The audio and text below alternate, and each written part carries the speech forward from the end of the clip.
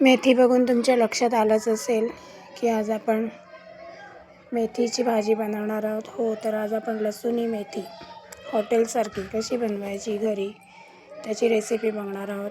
इथे आपण कढई घेऊया, त्याच्यामध्ये 2 चमचे तेल घालून घेऊया.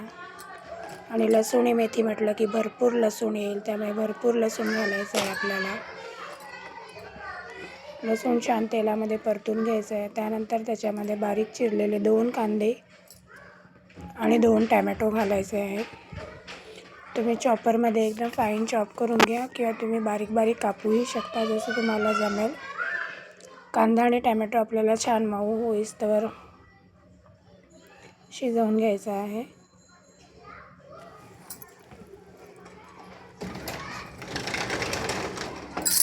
कांदा आणि टॅमॅटो आपल्याला छान मऊ झालेला आहे.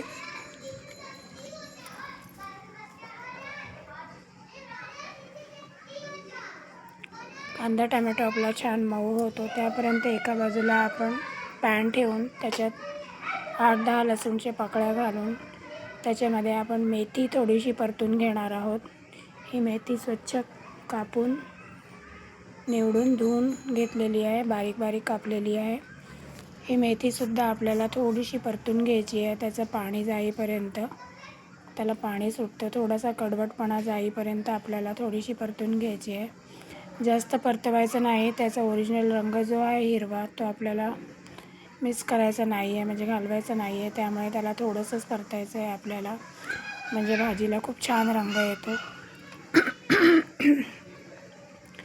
आणि दुसऱ्या साईडला आपला कांदा टॅमॅटो छान परतून होतो. दोघ्या साईडला दोघी गॅसवर मी एक कढई आणि पॅन ठेवलेले आहेत, जेणेकरून रेसिपी लवकर होईल. इथे सुद्धा आपण छान मिक्स करत राहायचं आहे आणि ते शिजतं आहे तोपर्यंत. चला, आता आपण याच्यामध्ये कांदा टॅमॅटो आपला छान बारीक झालेला आहे.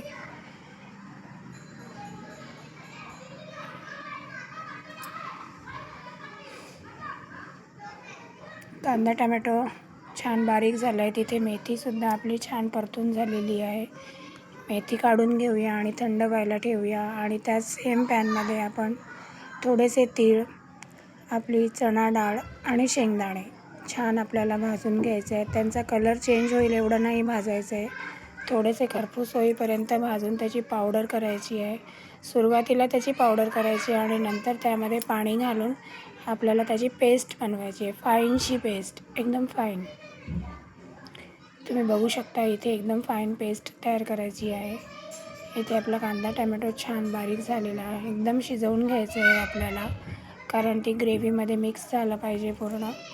त्यानंतर इथे आपले काही बेसिक मसाले ॲड करूया. हळद, लाल तिखट, गरम मसाला, धणेपूड, जिरेपूड आणि चवीपुरतं मीठ घालून सगळा मसाले कांदा टॅमॅटोमध्ये छान आपल्याला परतून घ्यायचे आहेत. तुम्ही मसाला जेवढा चांगला भाजाल तेवढी ग्रेव्ही खूप सुंदर होते. ग्रेव्ही मसाला वगैरे जेवढा तुम्ही भाजाल तेवढी भाजीला टेस्ट खूप चांगली येते. छान आपल्याला सगळे मसाले कांदा टॅमॅटोमध्ये मिक्स करून मऊ होईपर्यंत भाजून घ्यायचे आहेत. आणि त्यानंतर जी आपण शेंगदाणा, चणा डाळ आणि तीळ यांची जी पेस्ट केलेली, ती पेस्ट त्यामध्ये घालूया. त्याला क्रीमचं टेक्स्चर आलं आहे, तुम्ही बघू शकता. भाजीला अप्रतिम कलर आलेला आहे. तुम्ही सगळी ग्रेव्ही छान कांदा टॅमॅटो मसाला यामध्ये मिक्स करून घ्यायची आहे. आणि आपल्या मिक्सरच्या भांड्यात जे थोडंसं राहिलं होतं त्यामध्ये मी पाणी घालून ते ॲड केलं. एक्स्ट्रा पाणी वरून ॲड केलेलं अजून नाही आहे. थोडंसं मिक्सरच्या भांड्यामध्ये पाणी टाकून जी चटणी, म्हणजे जी ग्रेव्ही लागलेली होती पेस्ट, तेच मी तेथे टाकलेली आहे. आणि अशा पद्धतीने ग्रेव्ही छान आपल्याला मिक्स करून घ्यायची आहे. तुम्ही ग्रेव्ही जेवढी जास्त मिक्स कराल आणि भाजाल तेवढी त्याला क्रीमी टेक्स्चर येतो आणि खूप सुंदर लागते. अप्रतिम झालेली भाजी, तुम्ही नक्की ट्राय करा.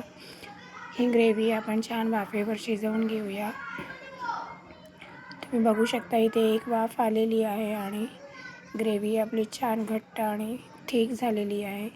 त्यामध्ये जी आपण भाजलेली मेथी होती ती घालूया आणि मेथी छान भाजीमध्ये मिक्स करूया. काय कलर आणि काय टेक्स्चर आलं आहे भाजीला, अप्रतिम. तुम्ही नक्की ट्राय करा लसूणी मेथी आणि भाजी कशी वाटली ती मला नक्की कमेंट करून सांगा. आपली भाजी खायला रेडी आहे. तुम्ही भाताबरोबर, भाकरीबरोबर, चपातीबरोबर कशाबरोबरही खाऊ शकता.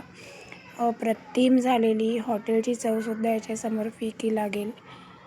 तुम्ही हॉटेलसारखे पदार्थ घरगुती नक्की बनवून बघा आणि रेसिपी कशी वाटल्यास ती मला नक्की कमेंट करून सांगा. रेसिपी आवडल्यास लाईक करा, शेअर करा आणि चॅनलला सबस्क्राईब